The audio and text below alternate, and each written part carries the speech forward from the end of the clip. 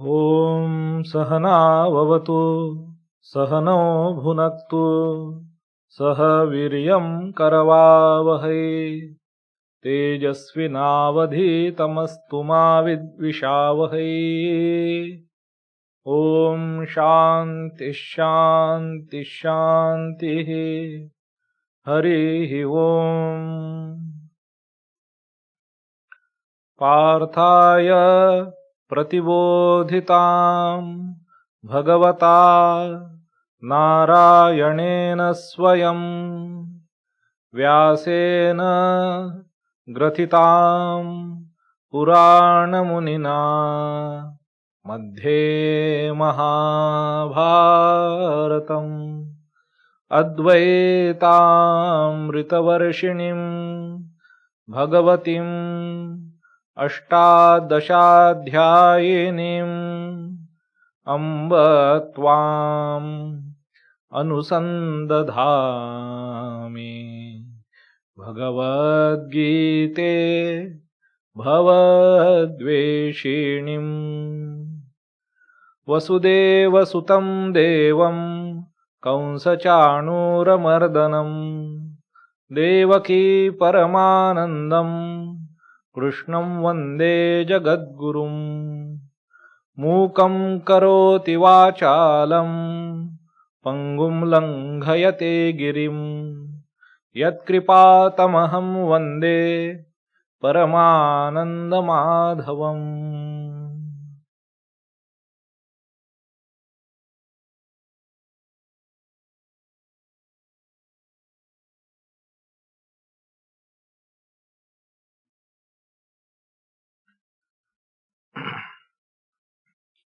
My namaskars to you all who are all listening to this talk on Srimad Bhagavad Gita. I pray by the grace of God you are all keeping well, sound in health and your heart. We are in the 6th chapter, Shashtodhyayah, and we will be looking at verse number 18, Ashtadasha Shloka.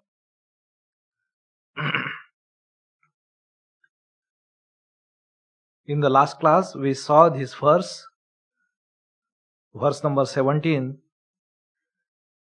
which is as follows: Yukta ahara viharasya, yukta cheshtasya karmasu, yukta swapna avabodhasya, yogo bhavati dukkha. Dukkha is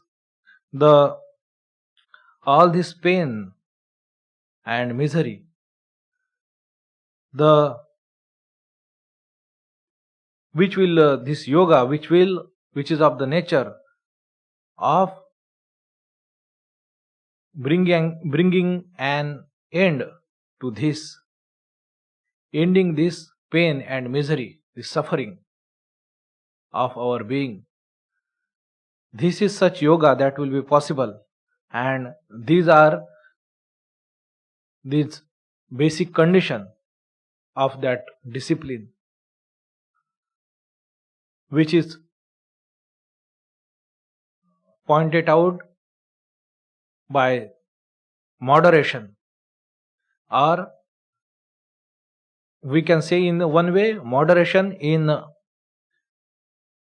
his food as well as other consumption. Then the passive consumption of through his sense enjoyments, moderation in that. Moderation in active pursuits, yukta cheshtasya karmasu, and moderation in tamas, swapna avabodha, means in his waking and mindfulness, in his forgetfulness and being passionate about something. When a man is moderate, when a person is moderate, yukta swapna avabodha. When you let go of things, then you can sleep. When you are passionate about something, very anxious about something, then you cannot sleep. So sleep and wakefulness also points out to this direction. people many time mind is tend to be extremist. Remember this. This is my own coinage. Since very long time, somehow this I come upon this thought and it's stuck with me that mind is tend to be extremist. Its tendency is to go at one pole or other. Balance is not the nature of mind. Balance is difficult. In extremes only, mind finds peace. That is the truth. That's why it try to take a polarized position, one way or other. So, the person who has learned this yoga it's very disciplined, teaches you this balance. Yukta Swapna Avabodha. That when people let go of things, many times we see people of these natures, one way or other we find. One who don't care, happy-go-lucky, and they are always happy. Sometimes things are good with them, and sometimes with some people they may not be so good. And there are some people who are very aggressively pursuing something. Very passionate is their nature, anything in their life. Perfection, excellence, or money, fame, or their daily objectives. Very passionate. So those people, as if they are always on at the end of their nerves, always on toes. So one extreme and other extreme. So yoga will not be possible for such a person. These people will always suffer with both happiness and misery. Happiness is also suffering, is a great awakening. It does not come easily. Happiness is rather very distracting. Whenever you are happy, when your desires are fulfilled, when things are going your way, and you find a very green pasture before you, your mind, your senses, all your faculties, they are now outbound, seeking more and more. It is distracting. Many times, negative things. In those negative things, you are left alone with yourselves. It is less distracting. But on the contrary, instead of being pointed and oriented and focused on the right thing within you is the self, the consciousness, the pursuit of that consciousness, pursuit of that awareness. Instead of that, you are hooked upon something negative aspect of your life, insult, failure, humiliation, betrayal, loss, anything. And that experience is more intense, it is less distracting, and it creates a great simulation of a deep meditation. And that power of Atman reflects in that case also, in happiness as well as in misery.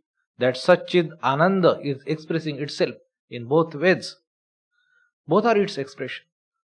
So, in this case of the negative isolation, in the negative experience and isolation in contemplating it within yourself, you are left alone. It becomes a kind of deep meditation, though on very wrongful thing, but nonetheless it creates an intense experience. That's why to leave our negative thoughts, negative ideas, to come out of it, of that trap, it's very difficult. This is the reason. On the contrary, in the good times, there are many to congratulate you. You are outbound. Your all faculties are going into the world. It is more distracting. It passes away. That's why happiness passes away very quickly. Misery do not pass away so quickly. It appears very slow. So, just a psychological perspective, how these two things we experience in a different way. So, Swapna and Avabodha, these two ideas, as well as this passive consumption, that is ahara.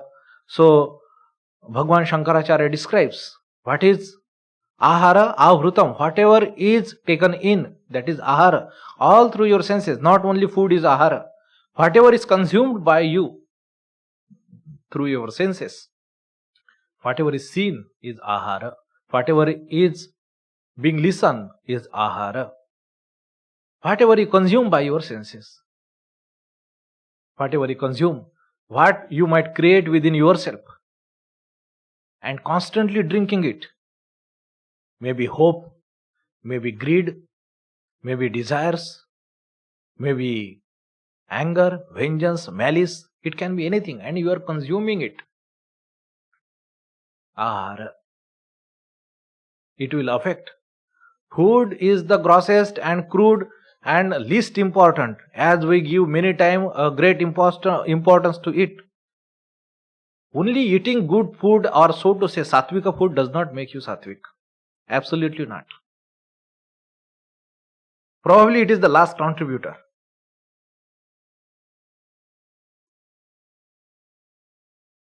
To be happen to make that food to affect your mind, you have to be much advanced, as I say, as I understand. Rather, if seen other way round, as you become sattvika, more and more sattvika, your food choices itself will change. You will not be that passionate about the food. When you are focused, when you are awakened to this inner pursuit of consciousness, and you get somewhat taste in meditation, a deeper meditation, the objects of the world, the interactions of the world, the experiences thereof, they will become pale, insipid. That is the influence of sattva. Then that person, whatever he eats, it will become sattva. Whereas the person who is consumed by desires and passions, even if he eat only tulsi pata, the tulsi leaves, it is going to become only rajas. So real change, real religion is within. The transformation which we have to bring in ourselves, to face our mind, to face its weaknesses, to accept them, and gather the will to bring a change in its habits, to develop that strength. Now there lies the religion. There lies the real development and growth on the path of spiritual progress. So, because eating this and that, deciding being into do's and don'ts in outward world, it is easier. So it is the nature of our mind to clutch the easier.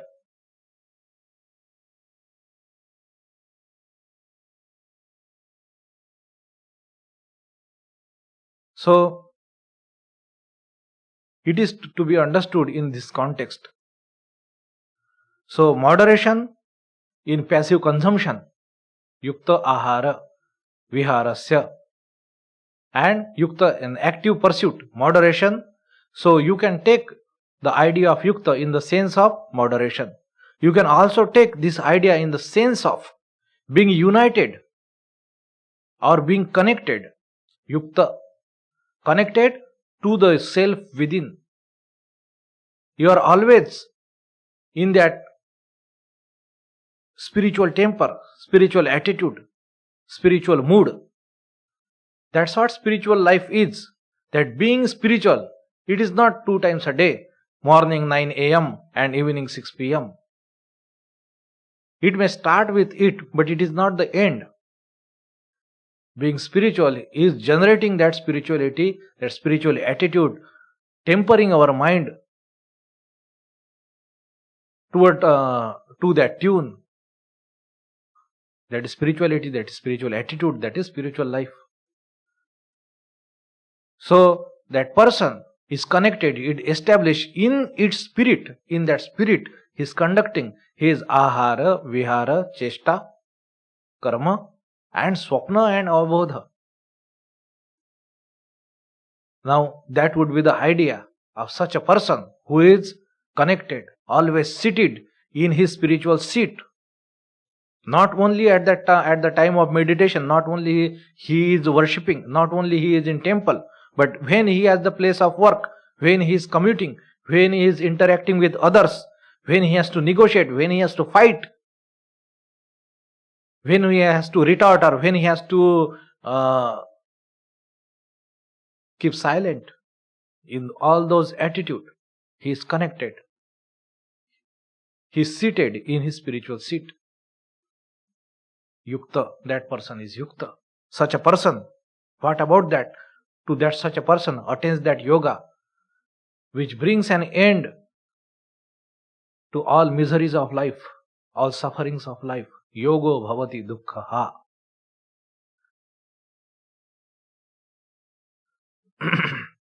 So,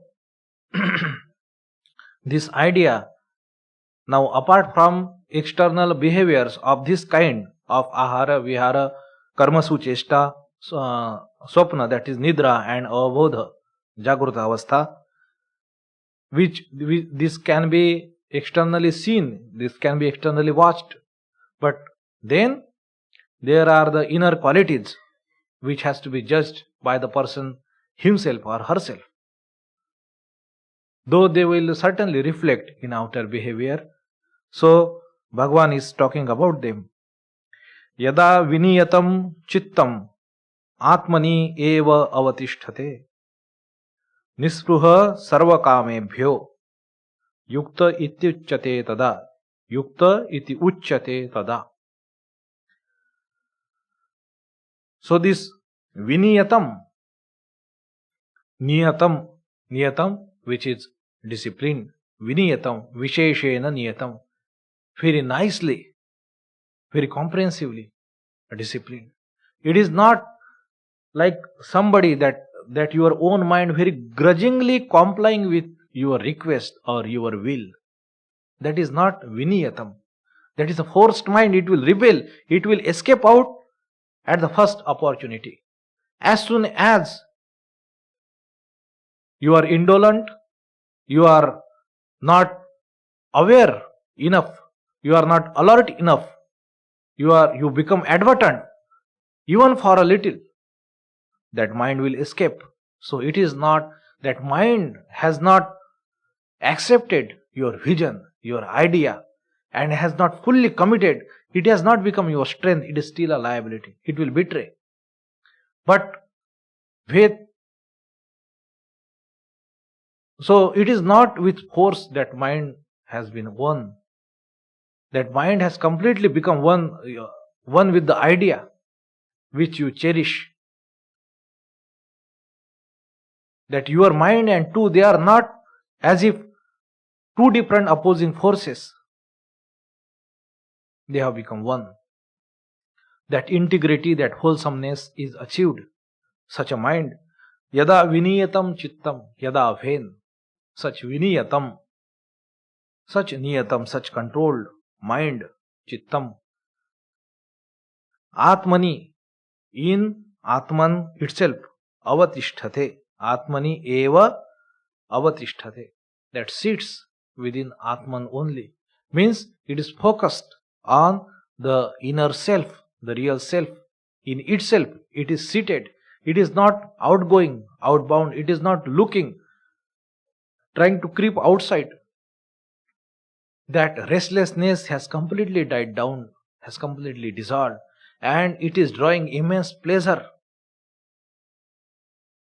Being constantly focused on Atman, it has reached nearer to Atman. That it is the source of all joy, and that intense experience is produced. Naturally, before that, if that is achieved, the joys of the world, even the pains of the world, they will become pale, dim, and insipid, the tasteless, they will become. So they will lose all its power of attraction on your mind. They will not be able to drive or pull your mind from its state of focus on Atman, being connected to Atman, being turned inward towards Atman. World or these vagaries of the world, different interesting things of the world, the curios of the world, these changes of the world, they will not be able to unseat your mind. Such a steadfastness that mind has achieved. Yada viniyatam chittam atmani eva, in Atman itself, in yourself,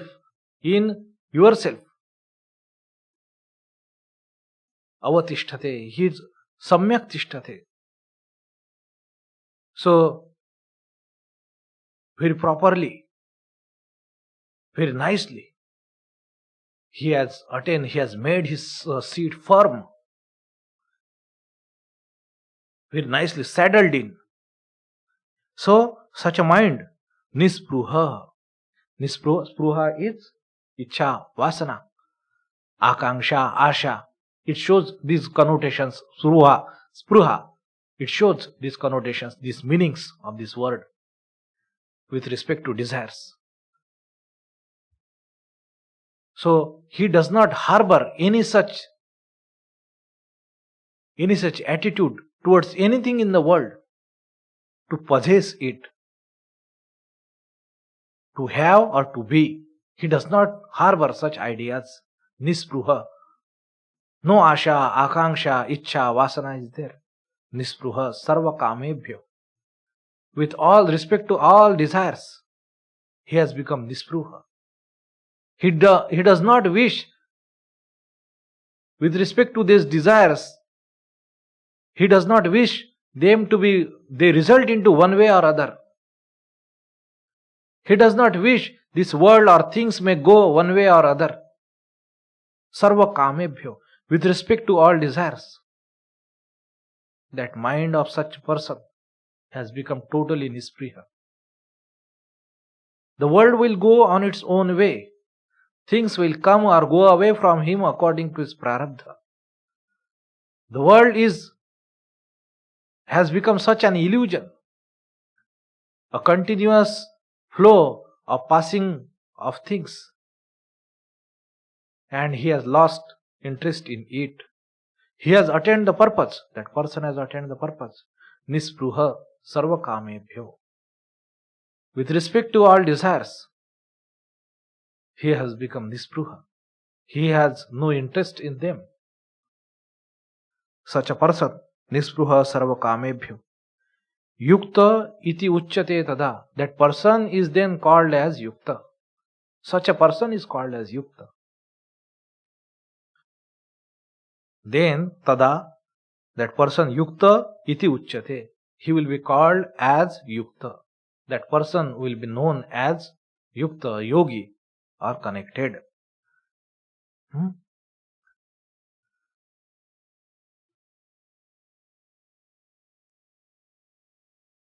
Swamiji has used the word steadfast. Steadfast in the self. Yukta. So this is the person, this is the state, and with respect to the now here, as Bhagavan himself has defined this word yukta. If we see now retrospectively these verses, yukta ahara viharasi, etc. So in its ahara vihara karma suchesta swapna and avabodha, this person is always with this mind, he is approaching all these necessary behavior of his day-to-day life, that his mind is completely controlled and is seated in Atman itself, and with respect to all desires, he has no hope, he has no his own wishes. Nispruha. He does not desire them to be one way or other. Such is the person. So this is a very great idea. If we can contemplate our life and try to impose this idea on our own mind in our sweet contemplation, that even it will help that I have really become like that, and simulate our life in our mind, even it will do some good. That is for sure. At least as long as that contemplation is going on, it will create a sense of pleasure and peace. That is for certain. It will, when it will contradict to our natural behavior, when we are not supposedly not competent, as it is described for this person, for this state of the mind, it will help us to know our faults, our weaknesses, and as it lies within our limit, we will be able to gradually progress to bring that change in ourselves. That's why this contemplation is also helpful. That simulation has to be created in our own mind. How that would be if I become like this? Yukta ityuchyate tada. To become yukta ourself. Now, another way this idea is expressed in the next verse, the 19th verse. Yatha dipo nivatastho na ingate nengate sa upama spruta yoginah yata chittasya yunjato yogamatmanah. So this is the 19th verse. So if you read Gita or chant Gita, so about that it is generally said when there is a chanda, this is anushtup chanda, so you should chant that in proper chanda. So if I am chanting, suppose the 6th chapter, so it is not that you read it like that, yatha dipo nivatastho nengate sopama spruta. So you should chant in proper chanda. Chanda is rhythm. So generally there are sort of tunes which are set. With those tunes we kind of sing those verses, and that is the appropriate way. Like this, what we do in Ramakrishna Mat, yatha dipo nivatastho nengate sopama spruta yogino yatachittasya yunjato yogamatmanah. So this is the way when you are chanting. When you are studying, then you can take those verses pada by pada with padanvaya. So what is being said here? Here a simile is cited. Yatha, as deepah, a lamp, a light, nivatastho,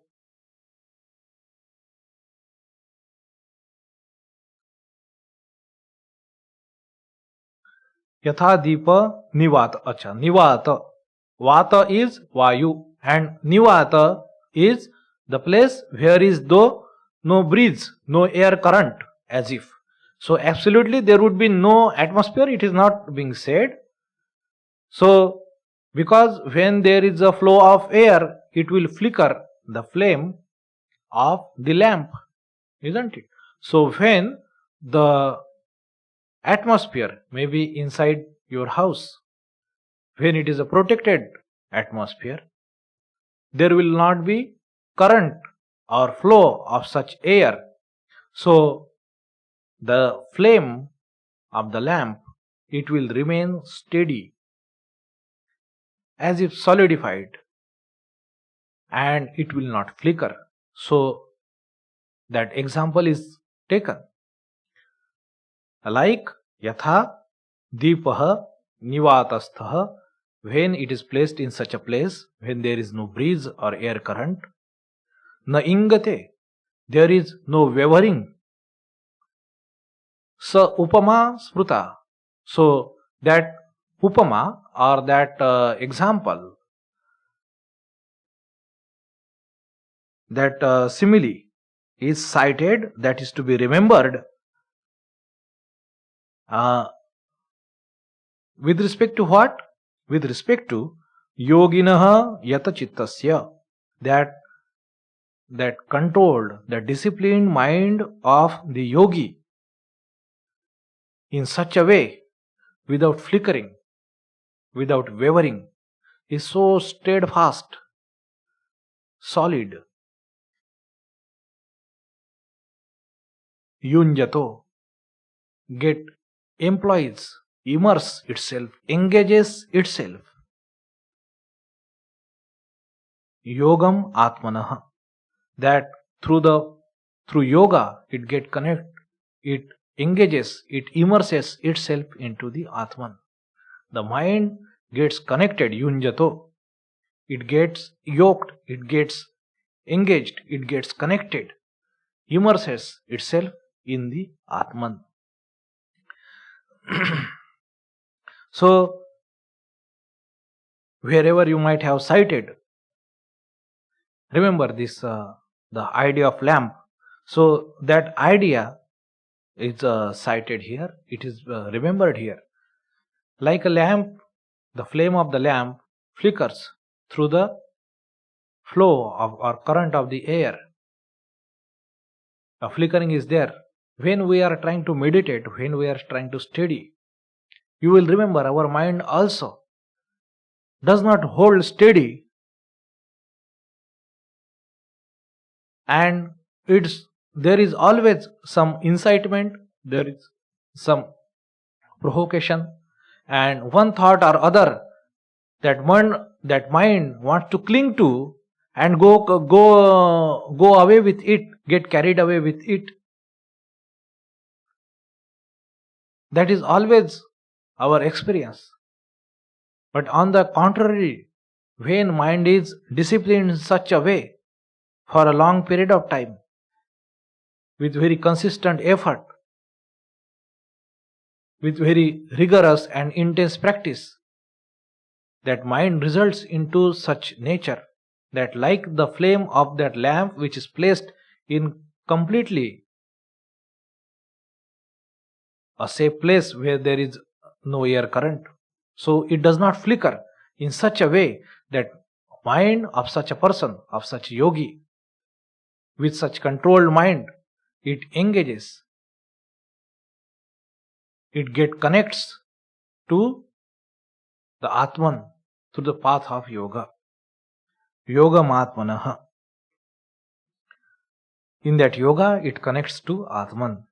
This is as if the ideal is placed before all practicing spiritual aspirant, that what we want in meditation, where how to see our mind, how far it has come to progress on the path of meditation.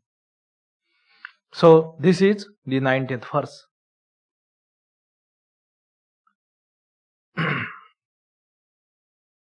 Now, verse number 28. So there are some very beautiful verses in this chapter. So always to contemplate.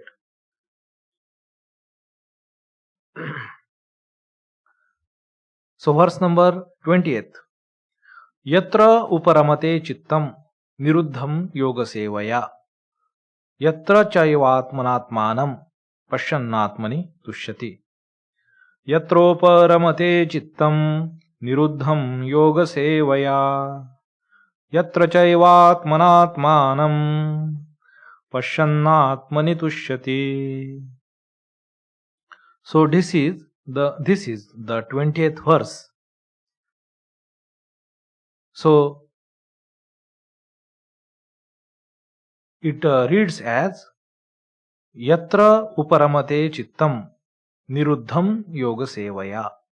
Yatra, Now, yatra means where or wherever. That is the idea. Wherever this chittam, this mind, uparamate, that it enjoys or it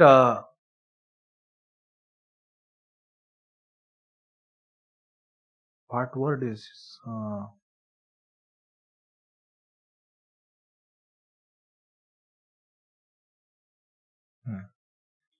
so it comes to rest. Maharaj has used the word quietude. So uparamate, that is enjoyed itself or it comes to rest. The chittam, which is also this another qualification is used, niruddham yoga sevaya, through the practice of yoga. So nirodha is in the context of yoga, this word is used when mind is absolutely controlled. That nirodha, this word has the first reference in our Yoga Sutras. Yoga chitta vritti nirodha. There this word comes. Very second verse of Yoga Sutras. So yoga is defined in the second verse. What is yoga? Chitta vritti nirodha. That all modifications of the mind that has stopped. Absolutely stop, and that state is called as yoga. Yoga, what is yoga? Chitta, vritti, chittasya vritti. Vritti is different kinds of modifications. Sankalpa, vikalpa or nishchaya. Different kinds of whatever that a shape that mind is taking. Sukha, dukkha of experience, of ahankara, me, etc., of different smritis, good, bad, or that's why fear, greed, different kinds of. These are all modifications, these are all called vrittis. Any shape, that ocean of your mind, and these vrittis, they are like waves, one after other, coming, dissipating, rising again. Different waves, as we see in the ocean, they come to the beach, disappear. There are waves after waves, they are coming from within the belly of the ocean. So these are vrittis. So, and complete, what you say, the stoppage of it, there is no wave at all. That is nirodha, that is called as yoga. That is how Patanjali describes yoga. So, yatra uparamate chittam, when niruddham, when such niruddham chittam, when such restrained mind, where there are as if no vrittis are formed, that mind has become still.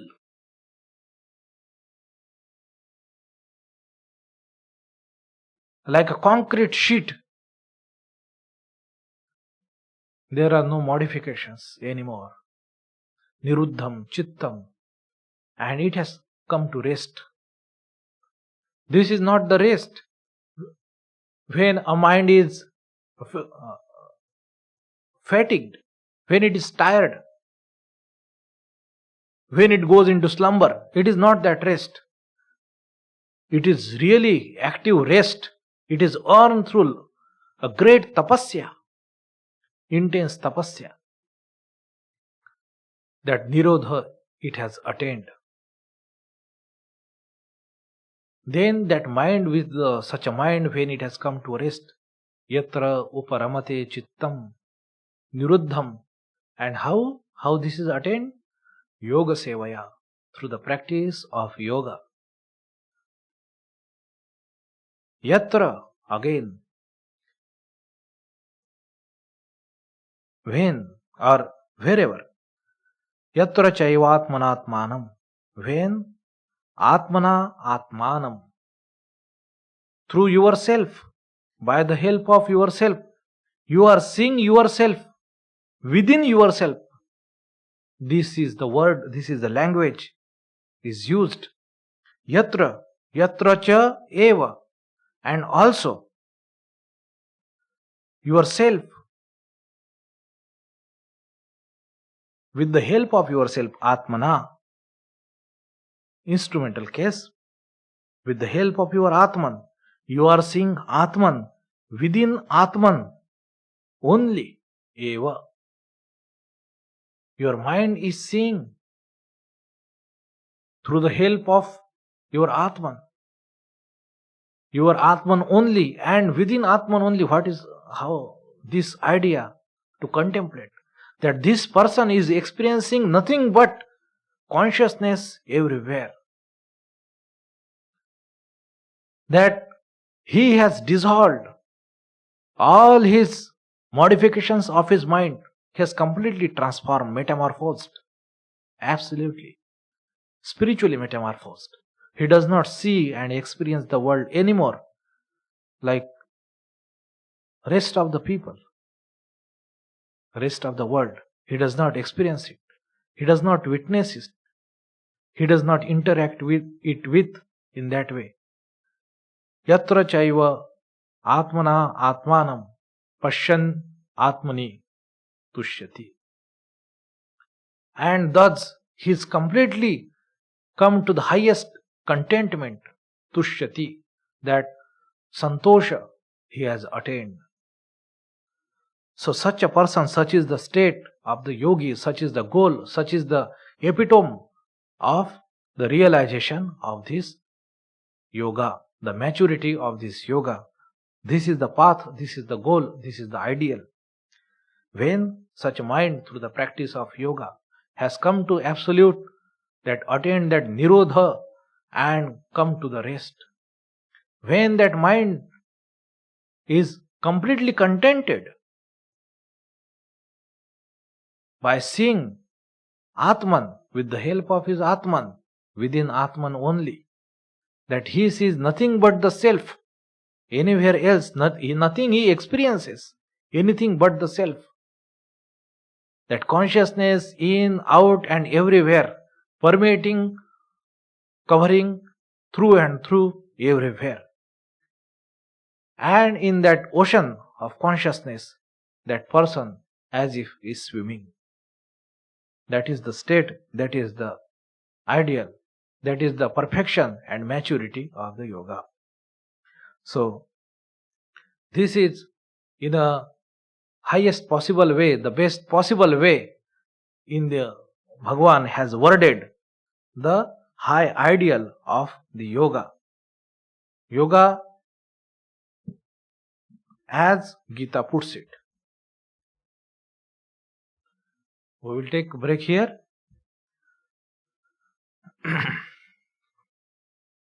Om Shanti Shanti Shanti Hari Om Tat Sat Shri Ramakrishna Arpanamastu.